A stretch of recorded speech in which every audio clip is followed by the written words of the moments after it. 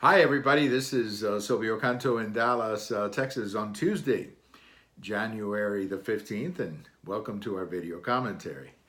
Well, a couple of days ago, there was a big headline story in the New York Times, and I think also a similar story in the Washington Post, although I didn't see that one. And the headline of the story was that the FBI had started an investigation of President Trump. This is after the firing of FBI Director Comey, and the investigation was just to see if President Trump was working for Russia or something along those lines. It was a pretty amazing headline. Got a lot of coverage. Of course, the problem with the headline is that when you read the story and you come down to the eighth paragraph or the ninth paragraph, it tells you there was no evidence that President Trump was working for Russia or anything like that. So it was a lot of headline, but not a lot of substance to the story. And I think there's a couple of problems here with me. I have couple of problems with that story. The first one is the whole idea of having a headline like that when you don't really have the text or the details in the story to prove the headline.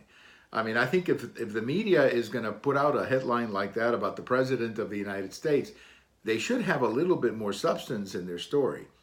And in this particular case, they really didn't. They have a lot of headline, but they don't have a lot of substance in the story. The other problem is just how idiotic the whole thing was. First of all, the FBI just doesn't decide to start an investigation against the President of the United States. It doesn't work that way. Let's assume, for example, that an FBI agent had a really explosive video or audio of the President of the United States conversation with Putin, of whatever it may be. That FBI agent would take that up the ladder, up the chain of command.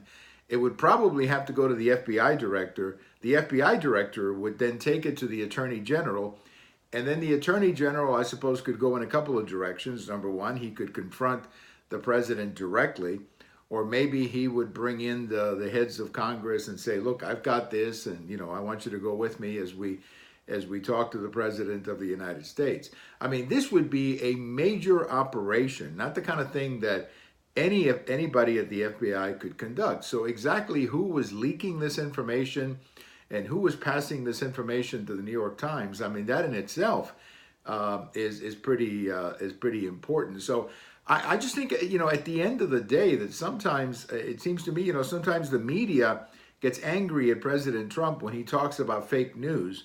And I personally don't like it when the President of the United States attacks the media. I don't like that either. But there are times when the media just does things that frankly just make it very easy for President Trump to talk about fake news. I mean, this article was not really worth the headline, and certainly not worth the attention that it got over the weekend, when you had several networks talking about this big headline story, bombshell. I love that word, bombshell. The big bombshell story. Well, there's no bombshell in this story at all. There's nothing.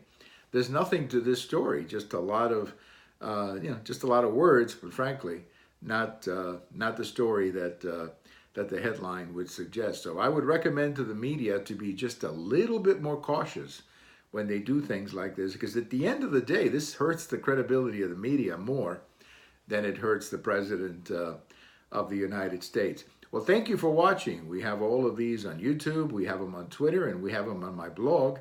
And if January 15th is your birthday, happy birthday. Bye-bye, everybody.